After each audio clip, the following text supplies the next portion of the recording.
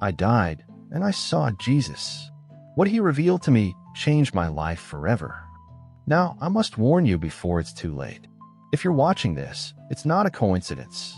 There are moments in life that redefine everything we think we know, experiences so profound that they cannot be ignored. What I am about to share is not just a testimony, it is a warning. For years, I dedicated my life to serving God, believing I understood faith, the afterlife, and our divine purpose.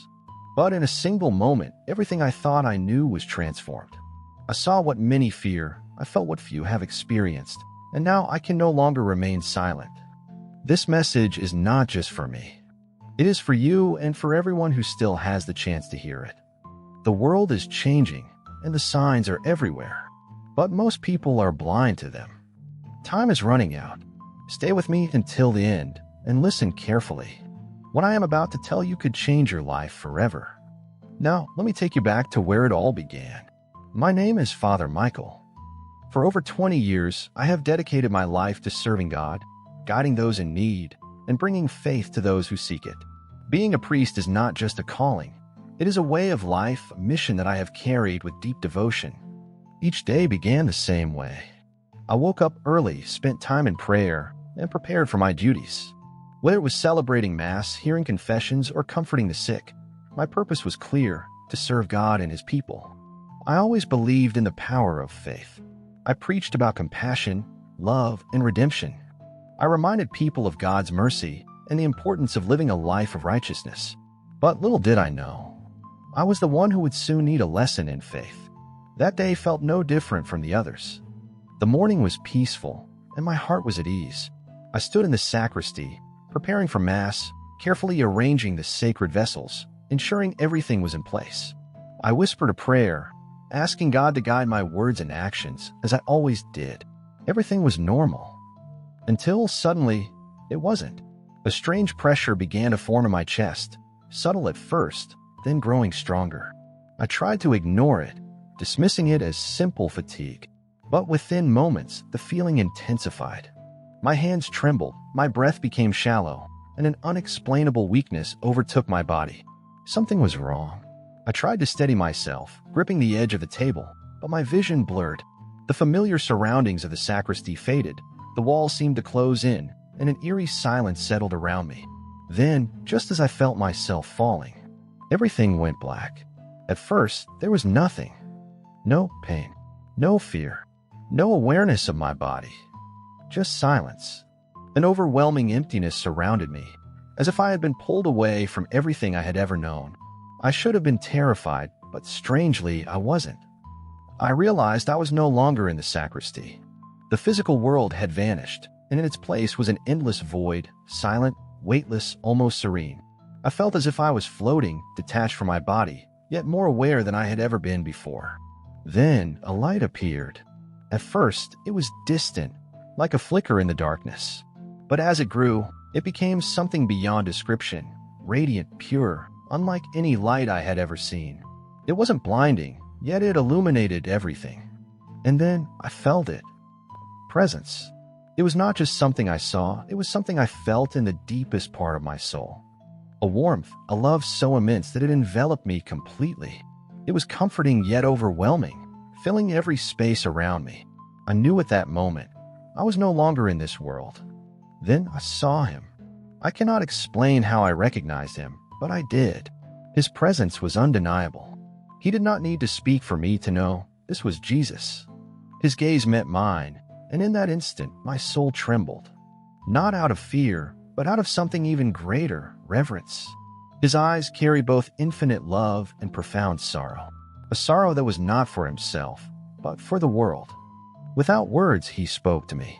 I understood everything he wanted me to know, as if his thoughts were placed directly into my heart. I saw images, glimpses of something far beyond my comprehension. I saw humanity, and I saw what was coming. Cities crumbling, people wandering aimlessly, lost and afraid, chaos spreading. The faith of many had grown cold, and darkness was creeping into the hearts of men. The world was unraveling, yet so many remained blind to it. Jesus looked at me, his expression both solemn and merciful. I could feel the weight of what he was about to reveal. Then, without speaking a single word. He showed me everything.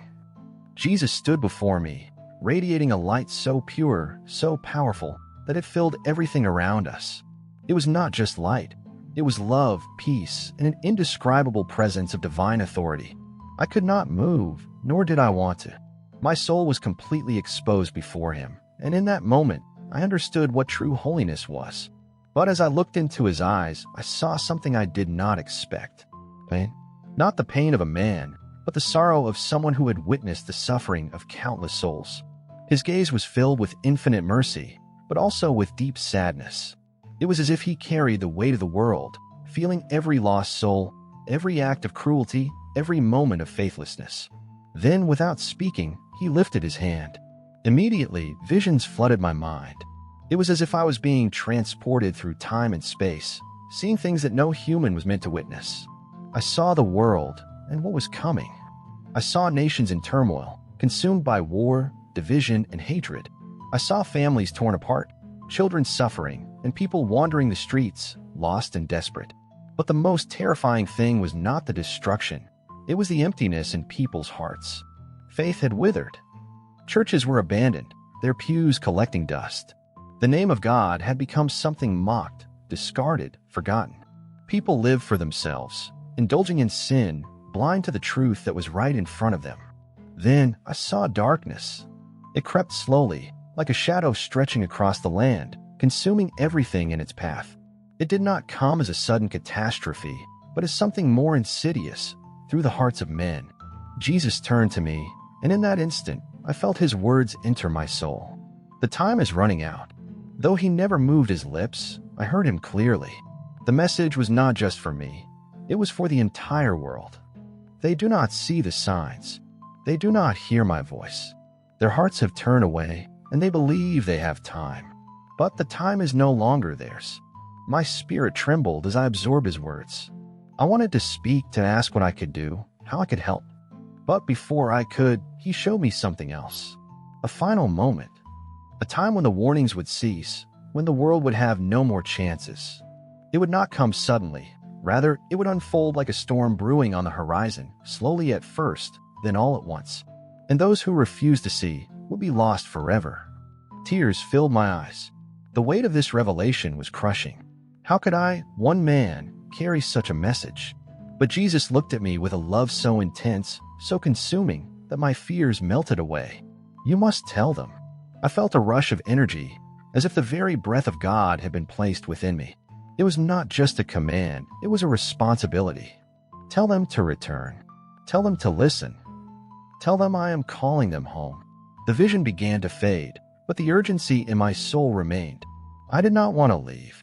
I did not want to return to the world, knowing what was waiting for it. But I had no choice. My mission was clear. I had to warn them before it was too late. Suddenly, I felt myself being pulled away. The light that surrounded me began to fade, and the overwhelming peace I had felt just moments before was slipping from my grasp. I wanted to stay. I longed to remain in the presence of Jesus. But something stronger than my own desire was pulling me back. In an instant, I was no longer floating. I was no longer surrounded by divine radiance. I was back. A rush of cold air filled my lungs as I gasped. My eyes shot open, and harsh fluorescent lights flickered above me. Confused voices echoed around me, filled with disbelief. I could hear the beeping of medical monitors, the hurried footsteps of doctors and nurses. "He's back," one of them shouted. I blinked, trying to adjust to my surroundings. My body felt heavy, foreign, like I had been forced into a shell that no longer fit. I could feel my heart pounding in my chest, yet a strange sense of detachment remained. I had been dead. I had left this world. And now, against all logic, against all reason, I had returned. The doctors bombarded me with questions, but their words barely registered. All I could think about was what I had seen, what Jesus had shown me. The weight of his words still echoed in my soul. Tell them to return. Tell them to listen. Tell them I am calling them home. How could I explain what happened? Would anyone believe me? I looked around the room. Some of the nurses were staring at me with wide eyes, as if they had witnessed a miracle. Others exchanged skeptical glances, struggling to make sense of my sudden return. But I knew the truth. This was no accident. Jesus had sent me back with a purpose. I had seen the fate of the world. I had witnessed the spiritual emptiness that was consuming humanity. And now I carried the responsibility of delivering his warning. A deep sense of urgency filled me. Time was slipping away. I could not stay silent. I had to speak. Even if people doubted me. Even if they mocked me. Even if they refused to listen. Because the time was running out. After leaving the hospital, I felt a weight pressing on my soul, an urgency unlike anything I had ever experienced before. My body was weak, but my spirit burned with a mission I could not ignore. I had seen what was coming, and I knew there was little time left. People around me asked questions, some with concern, others with skepticism. What happened? How did you survive? What did you see? But how could I put it into words? How could I make them understand the gravity of what Jesus had shown me? I tried to explain. I spoke of the visions, the darkness creeping over the world, the fading faith, the warning that time was running out. Some listened with open hearts. Others dismissed me. Some even laughed. But their reaction did not change the truth. Because the signs were already here. Nations in turmoil. Wars and conflicts growing. The rise of division, hatred, and moral decay. Churches abandoned, faith ridiculed, people turning away from God. Jesus had told me, they do not see the signs, but they are everywhere. People believe they have time. They assume life will continue as it always has. But they do not realize how close we are to the edge. The greatest danger is not war, not disasters. The greatest danger is spiritual blindness. A world that has forgotten God is a world that walks willingly into its own destruction. But Jesus did not send me back to instill fear.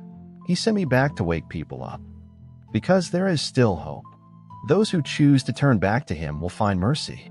Those who listen will be protected. But those who continue to ignore the warnings, they will be left to face what is coming. And when the final moment arrives, there will be no more chances. Now, it is up to you. Will you open your eyes? Or will you wait until it is too late? If you have made it this far, do not ignore this message. This is not just a story. It is a warning. Jesus showed me what is coming. The world is changing and time is running out. Most people are blind to it. They live as if tomorrow is guaranteed, ignoring the signs, believing there will always be more time. But there won't be. I was sent back with a mission to tell you that the final warning is near.